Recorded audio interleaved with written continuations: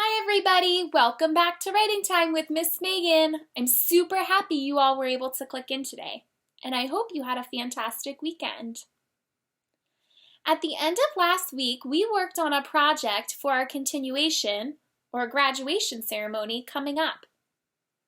It was our writing piece on what we're going to be when we grow up and how we'll make a difference in the world. If you haven't started on it, it might be a good idea to start this week so that we have it in time for our graduation ceremony. If you did start it, awesome job! I can't wait to hear them at our ceremony.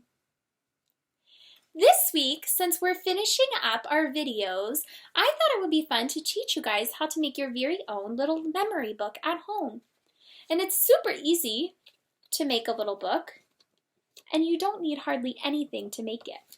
All you need is a piece of paper, and depending on what size paper you have at home, it could be a bigger book or it could be a little teeny tiny book. It doesn't matter what kind of paper either. It could be lined paper, it could be plain paper, or it could be big construction paper. All right, so let's get started. See if you can watch or follow along with the steps today on how to make your very own memory book. Okay, so before we get started, make sure that you have the items you'll need to make your memory book handy and with you. I'm going to pick a larger piece of paper for mine because it'll make my book a little bit bigger. But maybe you only have small paper at home, or maybe you only have lined paper at home, or maybe you just want to have a smaller book. That's okay too. It'll work the same way. The steps will be the same. Once you have a piece of paper, you're also going to want to find a pair of scissors and something to make a mark with. So it could be a pencil, a marker, or a pen. Alrighty, once you have all of those things, you're ready to start. The first thing you're going to want to do is fold your paper in half, hamburger style, so it's wide. Should look like this. Okay. Once you do that, you're going to fold it in half again.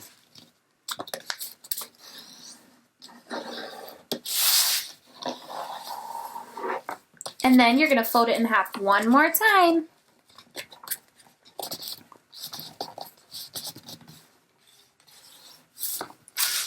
All right. Now when you open it up, so go ahead and open it up, and you should see 8 rectangles. 1, 2, 3, 4, 5, 6, 7, 8. Great. So now that we folded our paper and we have 8 small little rectangles, we're ready to make the line with our writing utensil for where we'll make our cut. So you're going to go 1 rectangle in, and right on this crease, right in the middle, you're going to go ahead and draw a line.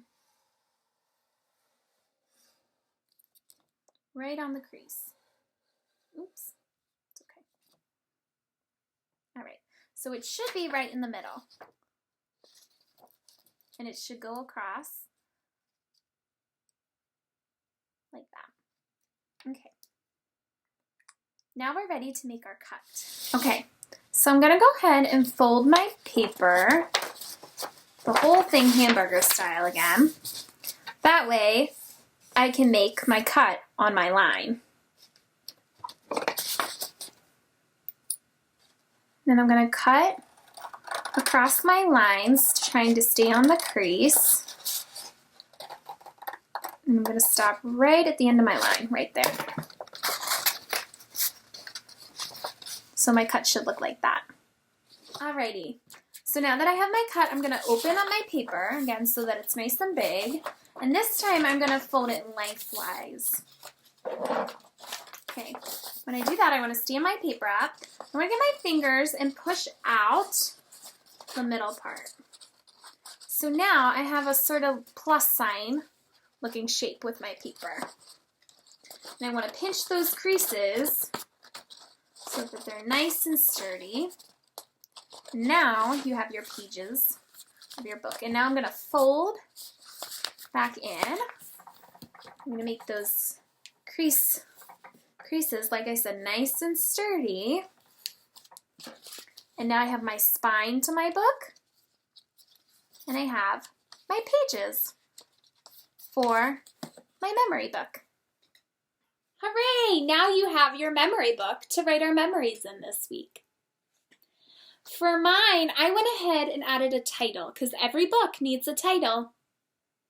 My book's title is My Kindergarten Memory Book. Maybe you want to make yours the same title, or maybe you want to have a different title. Either way is okay. I am forgetting something on my cover page though. Can anybody think of what I'm missing on my cover? That's right. I need the name of my author and illustrator. I'm going to go ahead and write my author and illustrator name now.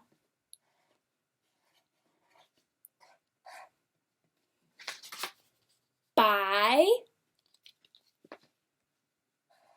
and I'm the author and illustrator, so I'm going to write my own name.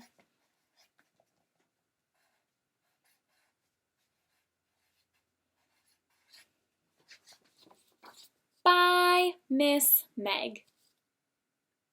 Yours will say your name. Now, I don't have much room on my cover, but I might want to do a little illustration on the front.